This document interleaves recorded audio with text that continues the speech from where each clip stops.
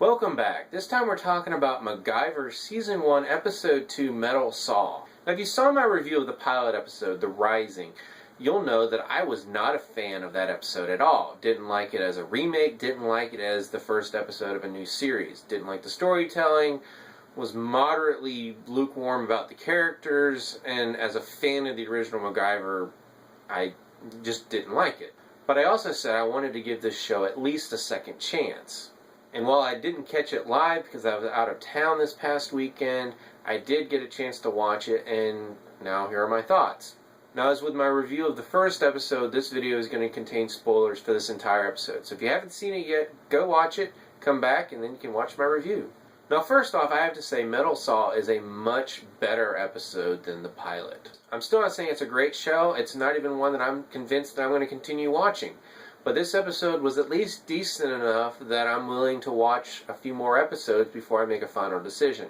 I do have to say the creators are cheating by casting Amy Acker as the CIA agent that they have to go rescue and Jack's ex-flame.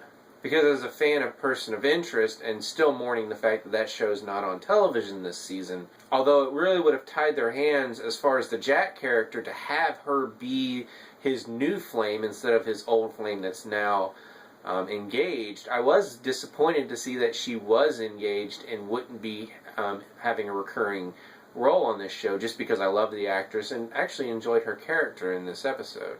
Now, as I said, this episode is definitely an improvement over the pilot. We don't have the same story inconsistencies and the various twists and plot developments that frankly don't make any sense that we had in the original. And the main story basically plays out like a case of the week. And it's not one that I'm going to remember at the end of the season if I do continue watching it.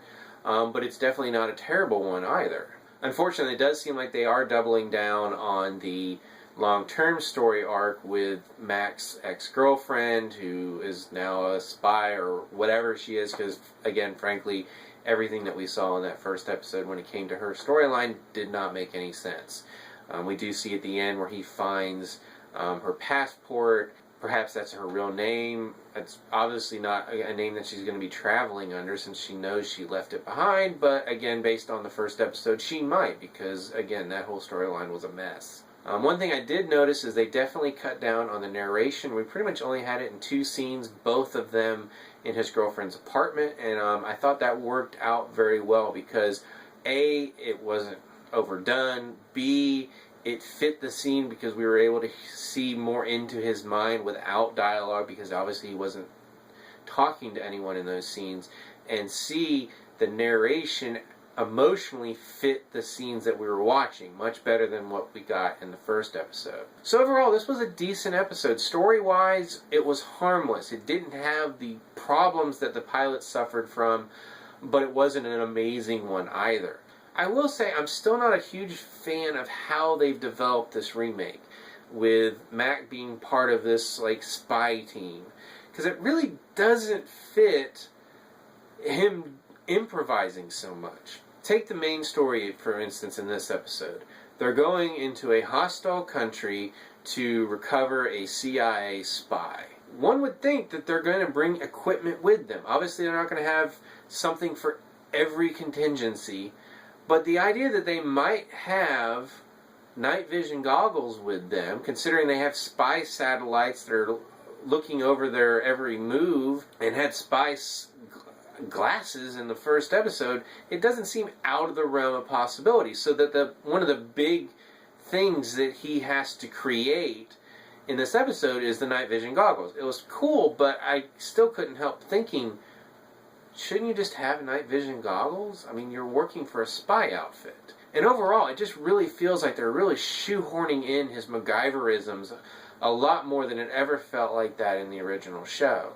But really, my biggest complaint with this episode, it has nothing to do with the story, has nothing to do with the characters or the acting or how they're remaking the original show. It's the special effects. They're god-awful. I think there might have been one real fireball, and then the resulting flames left behind by that were obviously fake, added in by computers. I mean, even the bullet holes in the cars during both chases that we get in this episode are obviously computer generated, and they're not good.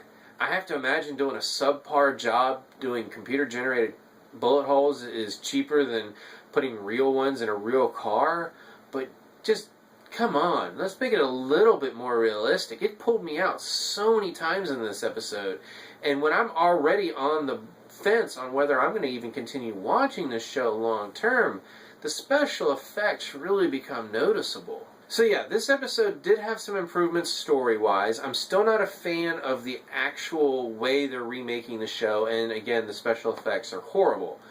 But I will say this was an improvement over what we got in the first episode. So let me know what you thought of it, if you're still watching it after the first episode, if you didn't just give up then. As always, you can subscribe to my channel, check out some of my other reviews, and until next time, don't throw away your paper clips.